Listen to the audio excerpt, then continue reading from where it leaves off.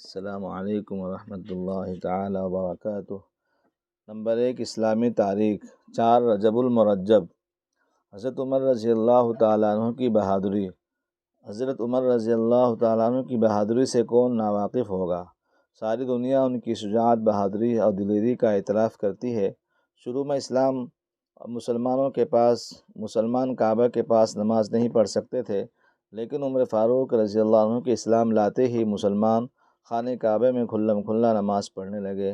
حضرت علی رضی اللہ عنہ فرماتے ہیں، میرے علم کے مطابق ہر ایک نے ہجرت چھپ کر کی، مگر حضرت عمر نے علی الاعلان ہجرت کی۔ جب انہوں نے ہجرت کا ارادہ فرمایا تو اپنی تلوار گلے میں لٹکائی اور اپنی کمان کندھے پر ڈالی اور بہت سارے تیر ہاتھ میں لے کر بیت اللہ کے پاس آئے اور اطمینان سے طواف کیا، اور پھر مقام ابراہیم کے پاس جا کر 2 رکعت نماز پڑھی۔ پھر مشرکین کی ایک ایک ٹولی میں گئے اور فرمایا کہ جو چاہتا ہو کہ اس کی ماں اس کے مرنے پر روئے اور اس کی اولاد یتیم ہو جائے اور اس کی بیوی بیوہ ہو جائے، وہ مکہ سے باہر آ کر میرا مقابلہ کرے۔ اس کے بعد آپ نے ہجرت کی، مگر کوئی بھی آپ کا پیچھا کرنے کی ہمت نہ کر سکا۔ حضرت عبداللہ بن مسعود رضی اللہ عنہ فرماتے ہیں کہ عمر کا اسلام لانا مسلمانوں کی فتح تھی، اور ان کی ہجرت مسلمانوں کی مدد تھی، اور ان کی خلافت رحمت تھی۔ نمبر 2، حضور کا معجزہ۔ حضرت علی رضی اللہ عنہ کا آنکھ ٹھیک ہو جانا۔ جنگ خیبر کے دن آپ نے پوچھا کہ علی کہاں ہیں؟ لوگوں نے کہا ان کی آنکھیں دکھ رہی ہیں۔ آپ نے فرمایا ان کو بلاؤ۔ حضرت علی رضی اللہ عنہ آئے، آپ نے ان کی آنکھوں پر اپنا تھوک مبارک لگا دیا تو وہ اسی وقت اچھی ہو گئی، گویا اس سے پہلے کچھ ہوا ہی نہیں۔ نمبر 3، ایک فرض کے بارے میں۔ زکوٰۃ کی فرضیت۔ رسول اللہ نے معاذ بن جبل رضی اللہ عنہ کو یمن بھیجتے وقت فرمایا تھا، ان یمن والوں کو بتا دینا کہ اللہ تعالیٰ نے ان پر ان کے مال میں زکوٰۃ فرض کی ہے۔ فائدہ: اگر کسی کے پاس نصاب کے برابر مال ہو تو اس میں سے زکوٰۃ ادا کرنا فرض ہے۔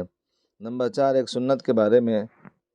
دنیا اور آخرت کی بھلائی کی دعا مانگنا۔ اس دعا کا خوب اہتمام کرنا چاہیے، اس میں دونوں جہاں کی بھلائی کی طلب کی گئی ہے۔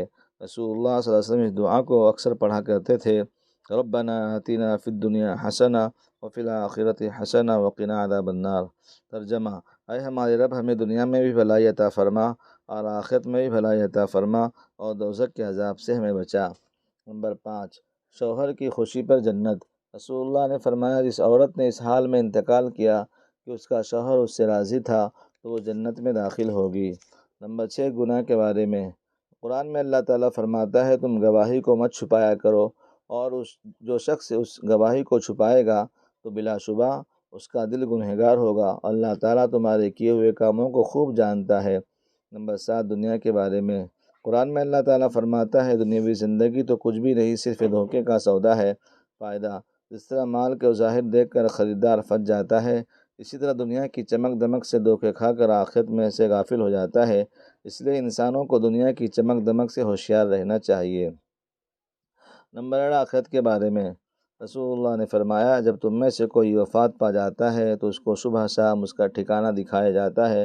اگر جنتی ہو تو جنت والوں کا، اور اگر جہنمی ہو تو جہنم والوں کا ٹھکانہ دکھایا جاتا ہے۔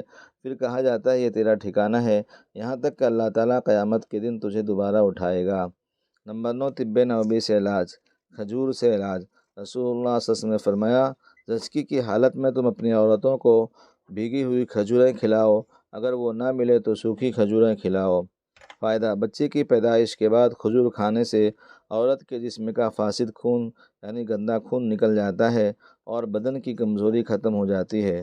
نمبر 10، نبی صلی اللہ علیہ وسلم کی نصیحت۔ رسول اللہ نے عورتوں کو مخاطب کر کے فرمایا، تم اپنے اوپر اللہ کی تسبیح یعنی سبحان اللہ اور تحلیل لا الہ الا اللہ اور تقدیس سبحان الملک القدوس کو لازم کر لو، اور ان تسبیحات کو انگلیوں میں شمار کرو، اس لیے کہ کل قیامت کے دن ان انگلیوں سے سوال ہوگا اور وہ گواہی دیں گی۔ ہرگز اس میں کوتاہی اور غفلت مت کرنا، ایسا نہ ہو کہ غفلت کر کے اجر و ثواب سے بھی محروم رہ جاؤ۔ اللہ تعالی ہم سب کو عمل کرنے کی توفیق عطا فرمائے۔